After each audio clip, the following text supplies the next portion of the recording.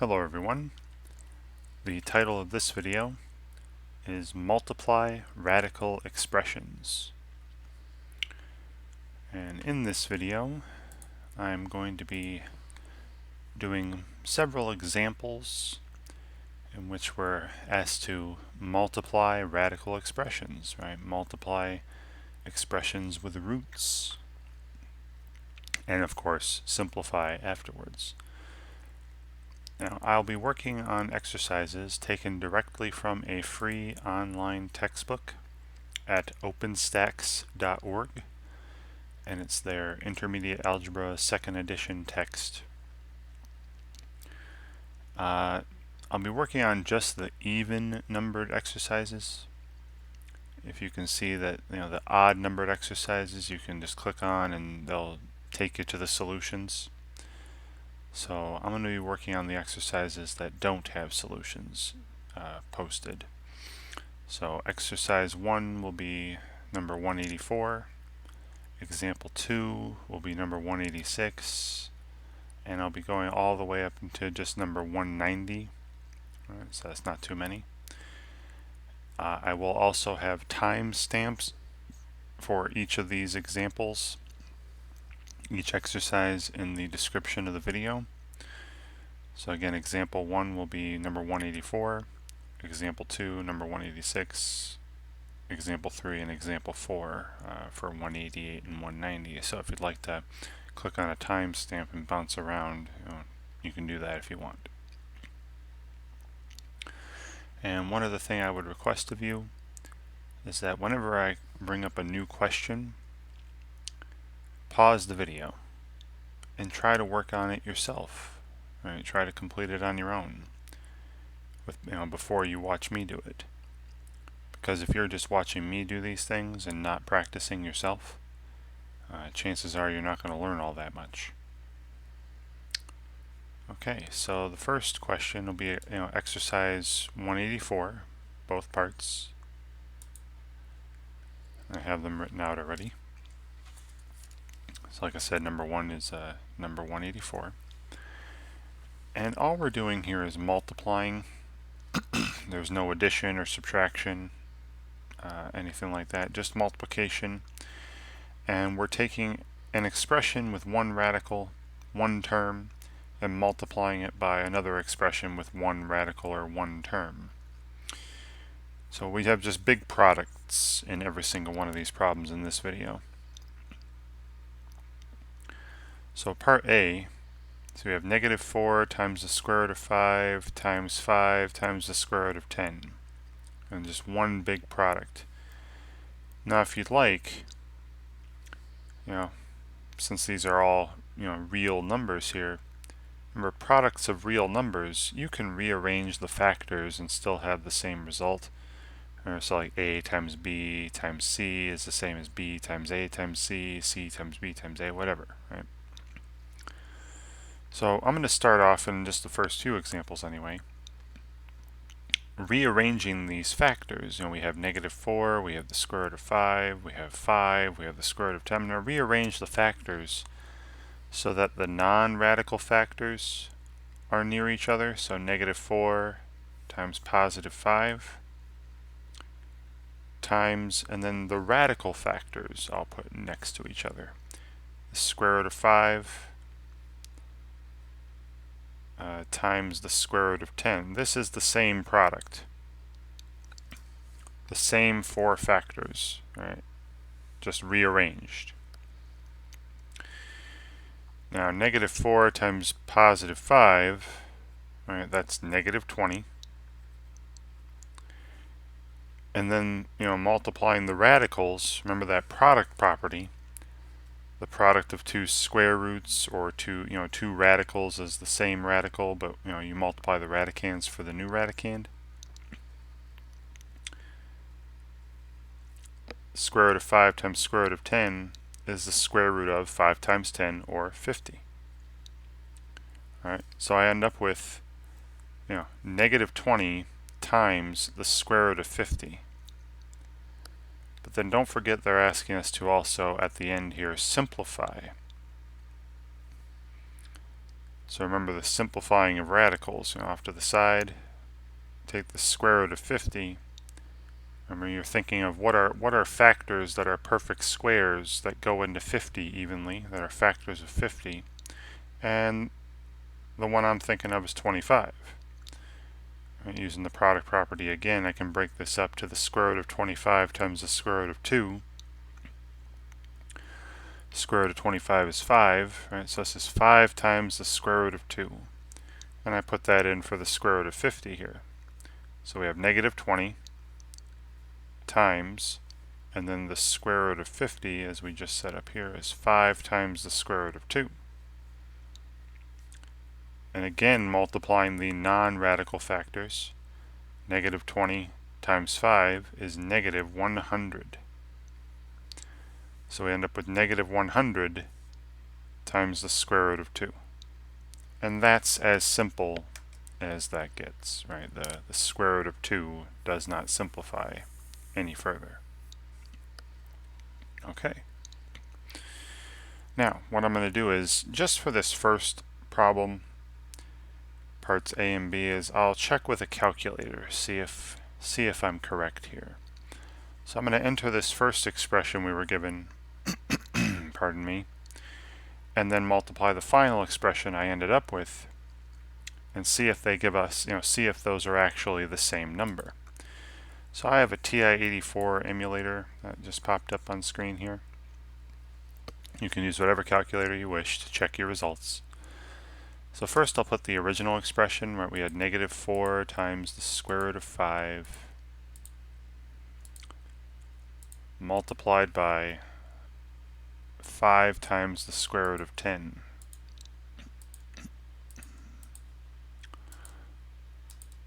Okay. And we're getting negative 141.421356.2, so and so on.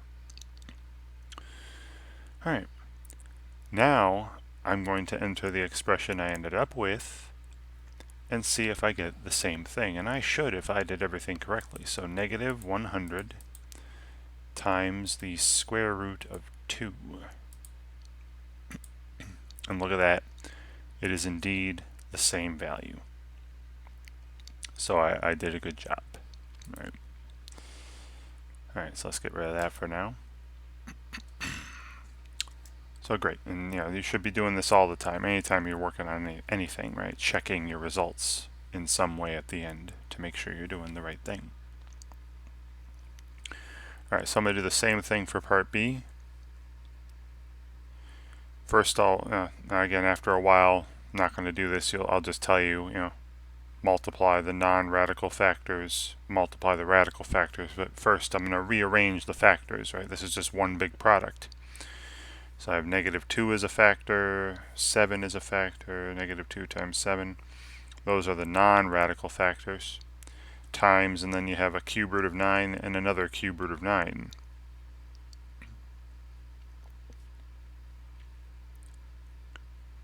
Okay. And when I multiply the non-radical factors, negative 2 times 7 is negative 14. And then I can use that product property for radicals, multiply these radical factors, right? The cube root of 9 times the cube root of 9, pardon me, be the cube root of 81, right? The cube root of 9 times 9. And this is great and everything, but we also need to simplify this radical. Now the cube root of 81,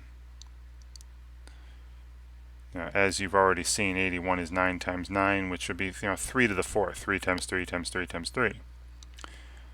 So 3 to the 3rd, 27 is a factor of 81. So I'm doing cube roots, so I'm looking for factors that are perfect cubes, right? 27 times the cube root of 3.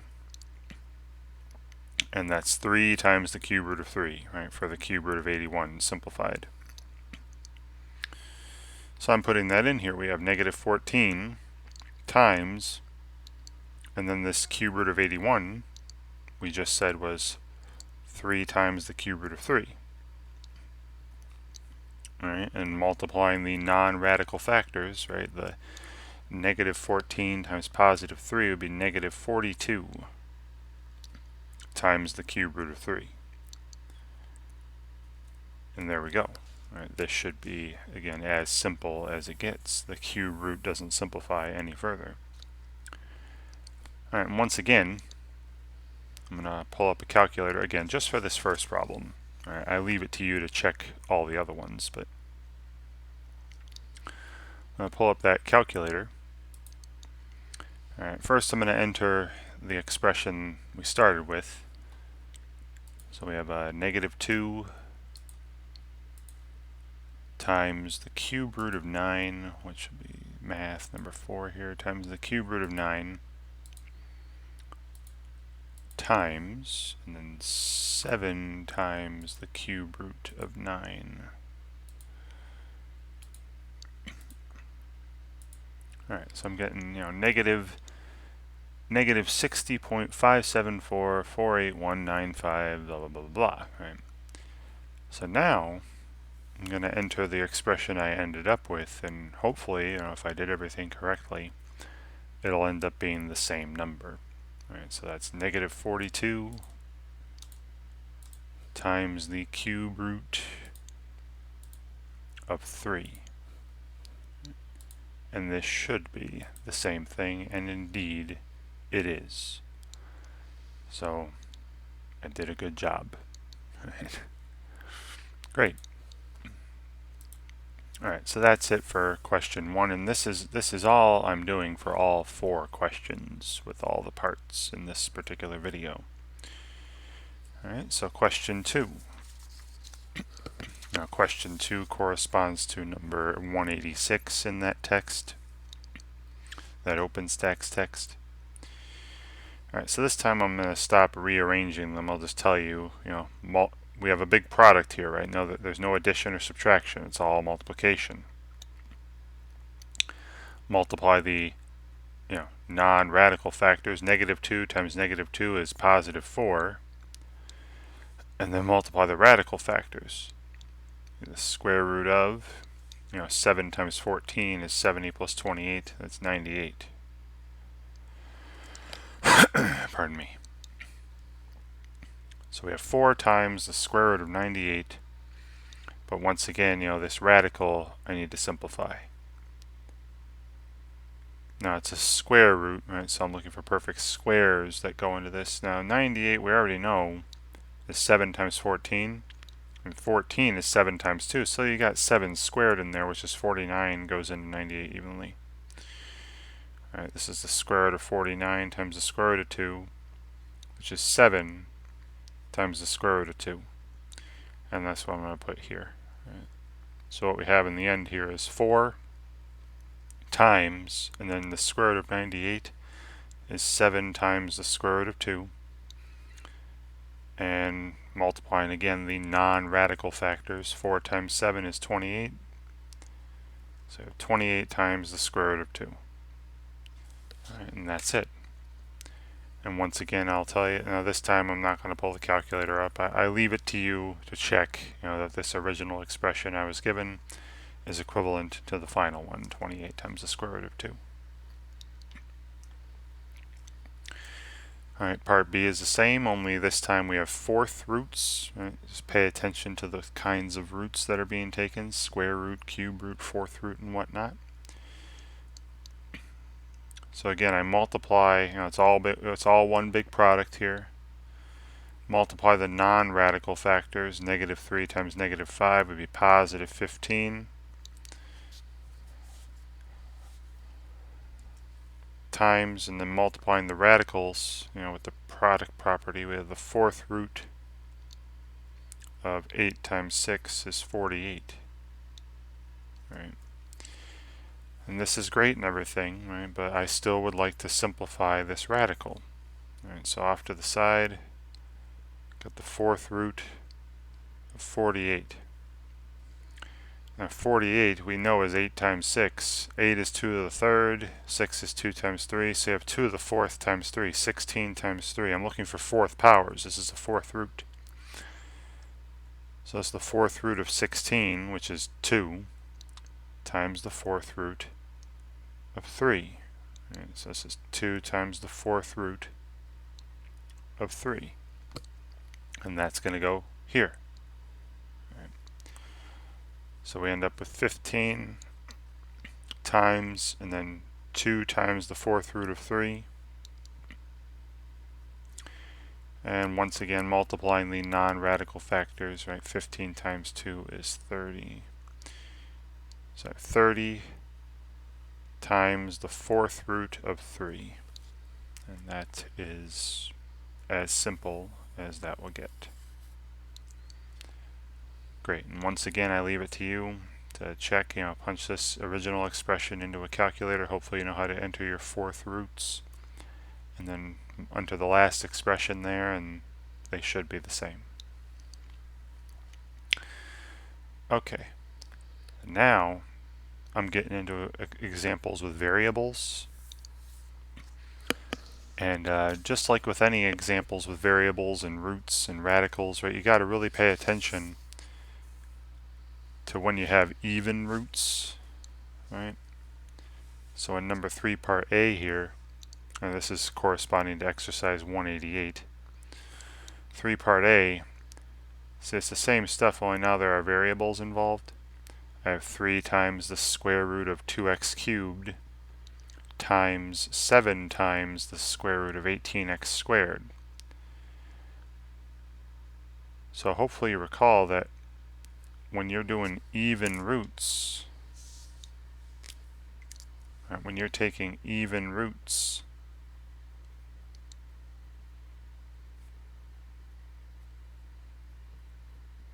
the radicand can't be negative.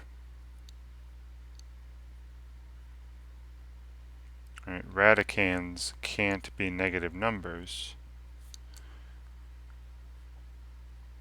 because all we're trying to deal with right now are real numbers, right? So if you look at these radicands, 2x cubed, that'll be negative if x is negative, right? A negative number to an odd power would be negative. So off to the side, I'm going to say x can't be negative. X has to be greater than or equal to 0, right, in this particular problem. Because if I plug in a number less than 0, I'll have something that's not real right away. All right, I hope that makes sense. Right, so that's why I'm saying here that x has to be greater than or equal to 0.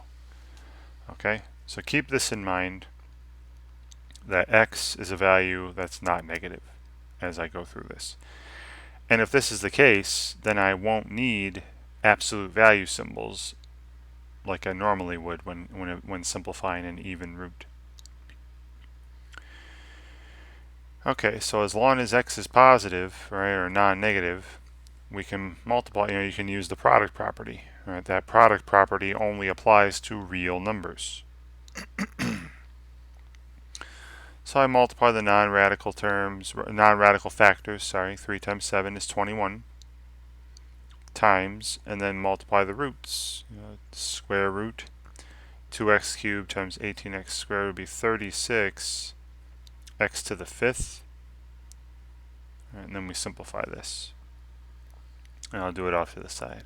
Square root of 36 x to the 5th. Break it up to a perfect square, which, 36 is a perfect square. That's 6 squared. X to the 5th is not, but x to the 4th is. Right? The power is a multiple of 2.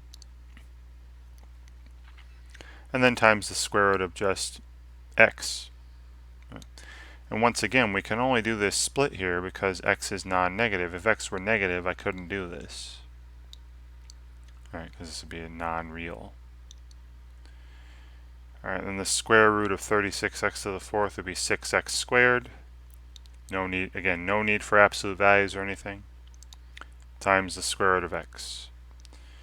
Alright, so that's what I'll put in here. We have 21 times, and then we just said this square root of 36x to the 5th is 6x squared times the square root of x.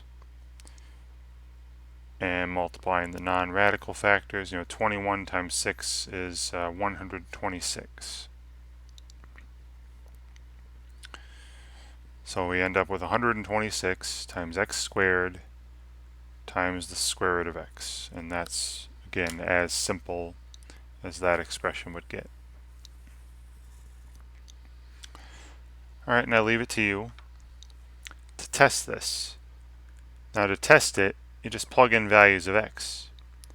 But you have to plug in non-negative values of x. Because if you have a negative value of x, you'll end up with non-real numbers, square roots, even roots of negatives. Right? So plug in 0 for x, 1 for x, 5, 7, 18, whatever you want. And plug it in the original expression, plug it in the final expression, and you can use a calculator or whatever, but see that they're the same value. But I leave that to you. Alright, next one, part B, we're dealing with odd roots. Now again, I'm hoping you remember this from earlier videos if you've been watching. For odd roots, cube roots, fifth roots, seventh roots, etc., the radicands can be any real number, right? Radicand can be any real number. So I don't have to restrict the value of a here like I restricted the value of x when I had the even roots.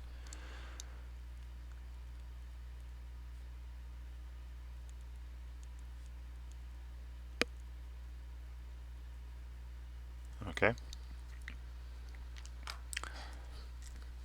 Alright. So I'm just going to go through it, right? There's no reason to write there's no restrictions on the variables.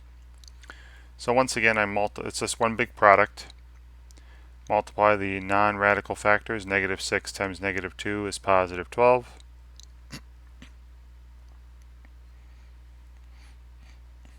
And then I multiply the radicals. Cube root of 20a squared times the cube root of 16a cubed would be the cube root of 320. Right, 20 times 16, a to the fifth. Alright, and this is great and everything, but once again, they're asking us to simplify as well, right? So simplify this radical. So I'll do that off to the side. Cube root of 320, a to the fifth. Now I'm looking for a perfect cube, right? Perfect cubes.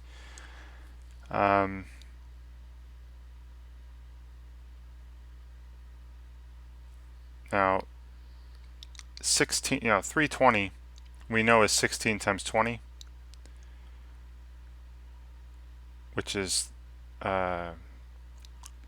64 times 5, and 64 is 4 cubed, right?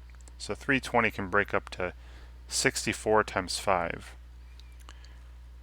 So that's the cube root of 64, and then a to the fifth is not a perfect cube, right? The power is not a multiple of 3, but a cubed is, right? So I break this up to the cube root of 64a cubed times the cube root of 5a squared, right? And double check, 64a cubed times 5a squared would be 320a to the fifth. And the cube root of 64a cubed would be 4a. Right, and don't worry about absolute values. It's an odd root. You never have to worry about them there. So 4a times the cube root of 5a squared. And I'm putting this in here. Right? I'll just write this. We're doing this. Okay. So we have 12 times this. Now 12 times 4 is 48. So we end up with 48a, right, 48 times a times the cube root of 5a squared. And that radical expression is as simple as it gets. Pardon me again. Alright, and once again, if you wish to check, do a quick test of this. Just replace a with any numbers you want. Replace a with 0, with 1, with 7, with negative 5, whatever you want. And see if the value of the original expression is equal to the value of this final expression. And they should be for any value of a. Okay. Then my last question, and the two parts for that. Same thing. All right. Now, once again, number 4. Now, number 4 here corresponds to exercise 190 in that text. Part A, we're multiplying some square roots. So remember, it's even roots, so the radicands can't be negative. Well, 2k to the 5th would be negative if k were negative. So k can't be negative. So one off to the side again, I'll put k has to be greater than or equal to 0 in order for me to keep going here with real numbers. Alright, so assuming that k is greater than or equal to 0, we continue on. Multiplying the non-radical factors, 4 times negative 3 is negative 12. Square root of 2k to the 5th times the square root of 32k to the 6th. As long as k is not negative, you can put them together with that product property. And that'd be the square root of 64k to the 11th.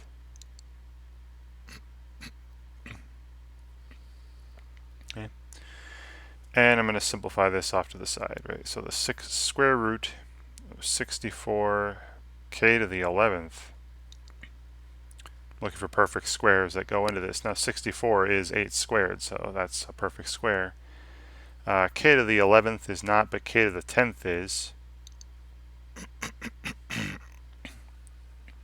Sorry. So I can break this up to the square root of 64k to the 10th times the square root of just k. And this would be 8k to the 5th. Now I know that normally you would put absolute value symbols around this, right? Say 8 times the absolute value of k to the 5th, but don't forget that we're assuming here, we need k to be non-negative in the beginning. So if k is not negative, there's no need for absolute value symbols here. All right, so I don't need them. So it's just 8k to the 5th times the square root of k. And this expression is going to go in for this square root of 64k to the 11th here. And it's getting multiplied by negative 12. All right, so negative 12 times 8 be negative 96. And then you have the times k to the 5th times the square root of k. All right, and there you go. And that would be as simple as that expression gets. And once again, if you wish to double check it, test it out, replace k with any non-negative number, 0, 1, 2, 4, 9, whatever, and see if the value, plug it in the original expression, plug it in this final expression, see that they give you the same result. And they should. Alright, and then lastly, part B, again I'm taking even roots. Right, fourth roots. So the radicands can't be negative. So 6b cubed, that would be negative if b were negative. So b can't be negative. So once again I have a restriction. B has to be a non-negative number. B has to be greater than or equal to 0. Because if it were less than 0, you'd be taking even roots of negative numbers, which are not real, and we're only supposed to be dealing with real numbers here in this particular section of this text. Okay. So then I move on as usual. Multiply the non-radical factors. Negative 1 times 3 is negative 3. Times, and then the radicals put together with that product property. And if b is non-negative, we can use the product property because we'll actually be multiplying real numbers. That product property only applies to real numbers. The fourth root of 6b cubed times the fourth root of 8b cubed would be the fourth root of 48b to the 6th. And I'll simplify the radical off to the side. Right? So the fourth root of 48b to the 6th. Well, I'm looking for fourth powers, right? 16 goes into 48 evenly, and that's 2 to the 4th power. And it's a 4th power. B to the 6th is not a 4th power, but B to the 4th is. Right? So 16b to the 4th times the 4th root of 3b squared. That would be 48b to the 6th. And the fourth root of 16b to the fourth would be 2 times b. Now, again, like I said in the part A, normally when you do the fourth root of b to the fourth, it'd be the absolute value of b, right? You're looking for the positive fourth root. But we already said earlier that b needs to be a number that's not negative from the beginning. So if b is a number that's not negative already, there's no need for absolute value symbols. And then we have times the fourth root of 3b squared. Alright, so then this expression is going to go in for this expression here, right? The fourth root of 48b to the sixth. And this is getting multiplied by negative 3. Right? So we have negative 3 times 2, which is negative 6 times b times the fourth root of 3b squared.